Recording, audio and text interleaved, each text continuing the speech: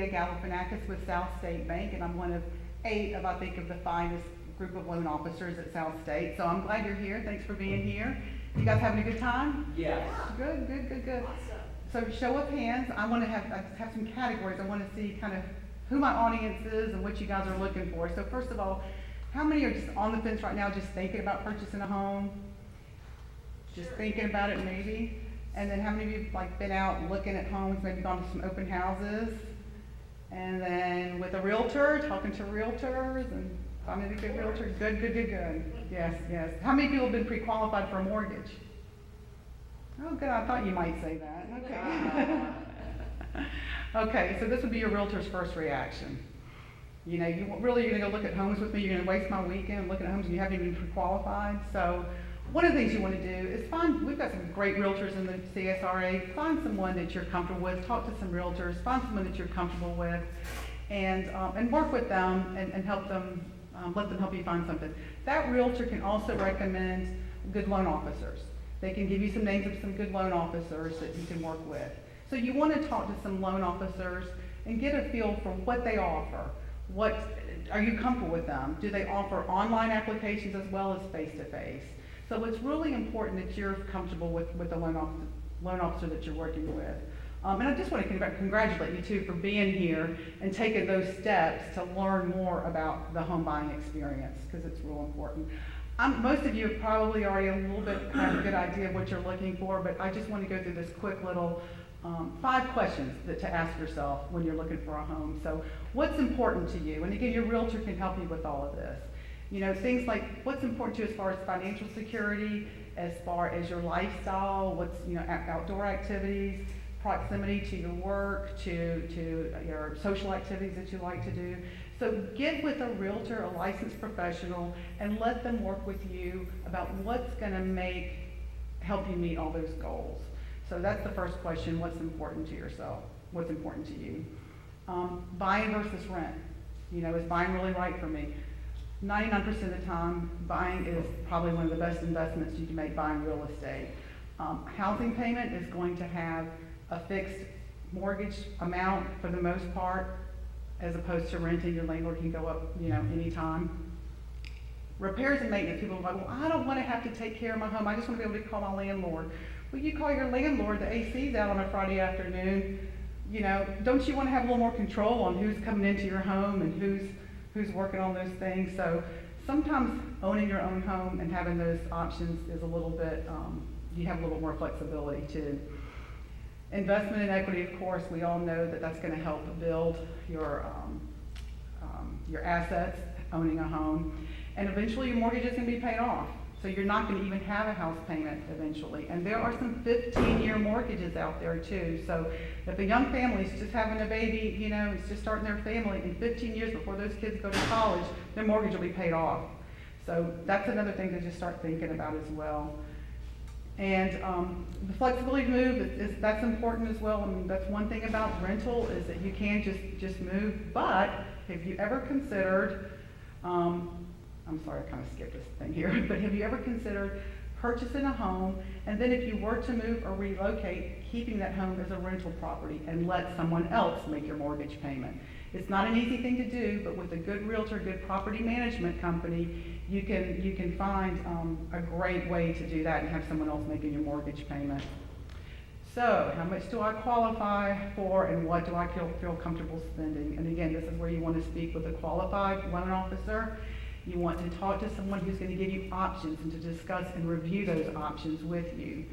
And you want to follow up with them too. There may be some credit or assets you need to save money maybe. There's some income things that you need to work on. So you want to follow up on those tasks that loan officer has given you. You want to consider some other upcoming costs that your particular family may have, tuition, things like that. Plans for the future. That's the 4th question. Is your job likely to relocate? How much time is it going to be before you do?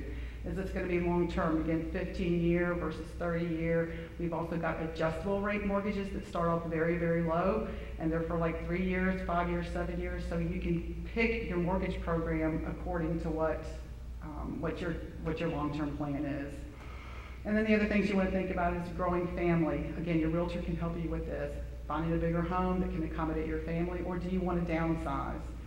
And then again, we talked about renting your home. And then your time frame. Again, do you need time to save some money? Do you need to work on some credit issues? So you want to put that on your calendar and kind of think of it, your time frame and aligning that with your other goals. I also have a little list of some terms. As you've been hearing and walking around the Home Expo and hearing about some of these terms, is there anything here that you see these like, I wish someone would explain X to me? Is there anybody that has like a mortgage insurance? What's the difference between maybe a home inspection versus a home appraisal? Anything that you guys? Ratios, that's a great question. So qualifying ratios, what the lender is looking at is the percent of your housing expense as it relates to your gross monthly income. And it's your, when we say housing expense, it's your mortgage including taxes and insurance and any homeowners associations that are included with that as it compares to your gross monthly income. That's your housing ratio.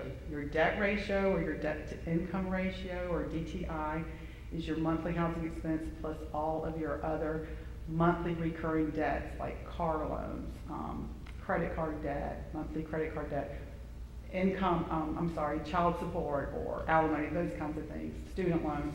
So all of that plus your housing expense as it relates to your gross monthly income. So this is another big important thing. Once you go through the loan process, your loan's been approved, you've been in contract, you're so excited, you're gonna be moving next week, you're gonna be closing on Monday, I can't wait. So you go furniture shopping on Friday. And you go furniture shopping on Friday, and you make a little bit of a change, and you do something like this. You don't want to make any changes to anything until after closing. After closing. Obviously, you don't want to skip any monthly payments on anything. You don't want to be late. You don't want to be late. This is one of my favorites. We have it clear to close, ready to close, and you go out and apply for a 20% discount at like you open a new credit card to get that 20% discount or that 10% discount. Lenders are going to do a soft pull on your credit the day before closing, the day of closing. They're going to call your employer, make sure you're still there. I mean, they've got to do all of those things. So even though you have a clear to close, you've got your check, you've got your homeowner's insurance, you're ready to go, please, I'm just telling you, please wait until after closing to do these things. Another one is, this is funny, you change jobs the week before closing.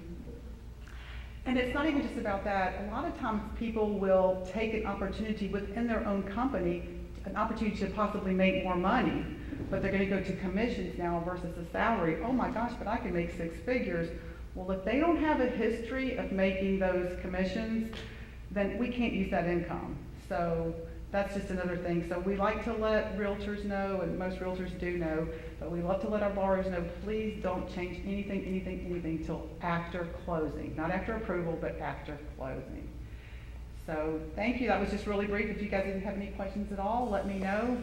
Thank you again for joining us, and we'd love to hear from you.